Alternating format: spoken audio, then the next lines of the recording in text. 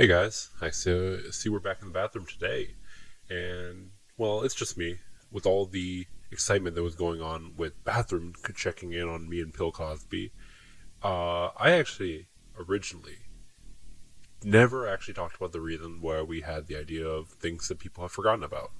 So today's gonna be just me.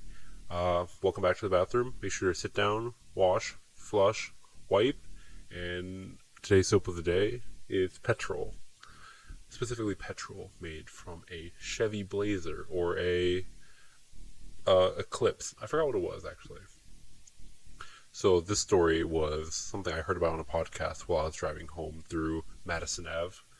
They were talking about how there was a whistleblower within GM who actually talked about things that were going wrong, and it was kind of shown, proven, without a shadow of a doubt, that this company knew there were problems, and then they like retaliated against the whistleblower, and then they're like, "Hey, yeah, so our cars are less safe, but that's not really our problem," type of deal.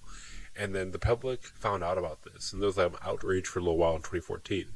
But then after that, we just kind of forgot, and people still drive Chevys, Cadillacs, well, Chevy Cadillac, or yeah, Chevys, Cadillacs, Fords, but GM overall, wait, I forgot which car GM makes, so ignore some of the ones I said. I think it's like Chevy, and I keep saying Chevy, Dodge, Ram.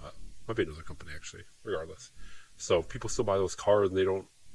Talk about these companies and what they're going through, despite the fact that hey, they went through this a few years ago and people forgot about it. So back in around 2003, 2008, there was an issue with an ignition switch let me look up exactly which car that was. I almost forgot what it was when I saw it. I have to look at my notes for that.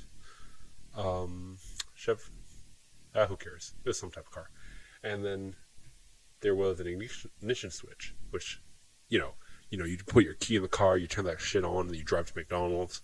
If this was a faulty switch if you had a heavy enough keychain, it would actually turn off, or it would get moved in a position in a way that would shut off the car's engine, steering, braking, and even the fucking airbags, the electronic airbags. That's insane because, not only are you going to crash, but you're going to crash and guaranteed die. There was like 13 to 15 crashes that happened because of this.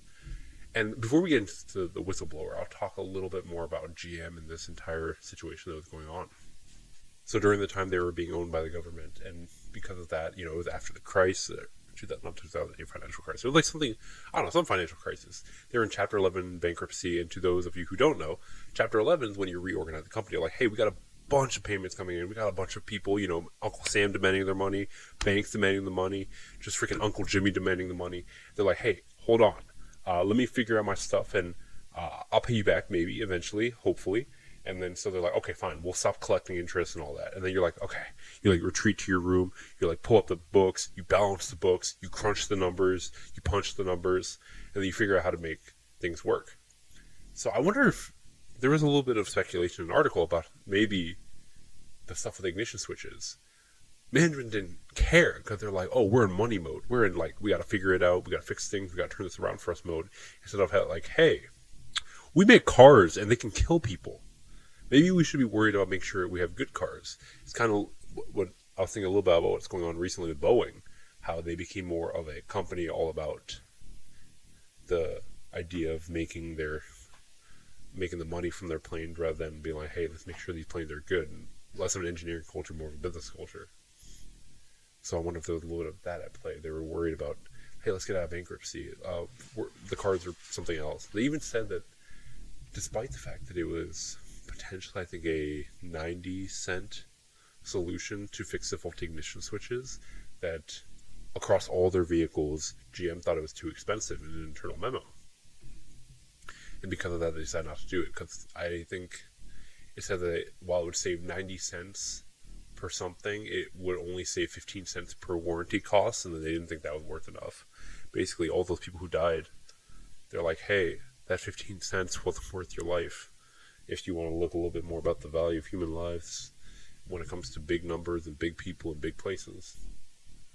And, the crazy thing was they were actually owned by the government during this time. The government were the people getting the money, but, I imagine that both the GM's shareholders and people who own stock options in the company really wanted to get them out of the company, because if the government owns your company, you're not making money off stock options, and then the majority of your pay is stock options. If you want to keep being rich, you got to get out of the company's dollar off the you got to get off government welfare so you can start making your own real money. Like, what are you trying to do? Just live a regular life in Section 8 housing? No, you're trying to be rich, you know? That's why you need the government handouts, so you can get rich, not so you can live a decent life and have equal rights and equal access to a facility that everyone else does. Because don't forget, when rich people use government money, it's to help the American way, help the American economy, and also their paychecks. When you do it, you're being lazy and you're just, trying to live. What are you doing trying to live? You're not helping people with that. You're not helping me. But that is how we get to the whistleblower. Now, the name of this whistleblower was, let's see, what was the name of the whistleblower? Kelly. Cortland Kelly. So in Cortland Kelly, they didn't just find issues with the fuel ignition. They found issues with a fuel link in the Chevy Trailblazer as well. And then so they were telling people like, hey, we got these issues. And then people are ignoring him. His superiors are ignoring him. He went to the government. He's pushing it through. He's like suing the company for not taking this seriously. And also, he also sued them for defying whistleblower protection, which they clearly did, because they were moving him around to other departments. They put him in like a purgatory department where there was very little chance for both more compensation or even just responsibility. So they basically, well, I know some people, myself included, would love to work somewhere and get paid to do nothing. But the problem is you're still there and you're still like technically working. You're basically being paid to be bored, which is actually worse than working, I'd say. At least with working, you have skill and stuff you can do and stuff to talk about. But, GM did this, and the public knew about it, and we seem to have forgotten about that, and that's why I wanted to talk about it a little bit. And if we want to talk a little bit more about corruption, the government was slow to act, because in 2003-ish, GM come up, okay, dude, what they did with the solution is also stupid, and we'll talk a little bit about that. But this happened in 2003, and it wasn't until 2014 where they managed to do an investigation and find them guilty. And what they do, they give them a nice little $35 million slap on the wrist, which, to GM is absolutely nothing. That's a part of cost of doing business. Like, think about it. From 2003 to 2014, that's close to 12 years. They pay $35 million. So $35 million divided by 12 years, they paid about $2.9 million a year. That is nothing. That is nothing for the loss of life and just a huge, huge decrease in responsibility. Not only that, the aforementioned fix that they had, GM made like a part thing to fix it, and even that, it was below specifications. It could still shut off the ignition switch, but they didn't label it. They didn't give it a part number. So they sometimes they would bring it in and they would fix it, but because there was no part number and then they look pretty similar, they would bring it in and they would fix it, but they might fix it with the old faulty issue. Like, what type of company just doesn't give it a part number? That's so easy. I could have done. They could have just had someone just say, "Oh, fix number 3," and it would have worked. Like, can you imagine that they just brought it in a vehicle to fix, and then they fixed it, but then they put in the same part that's the problem, so they basically just exchange it with the identical part, and then someone still died because of that? I think when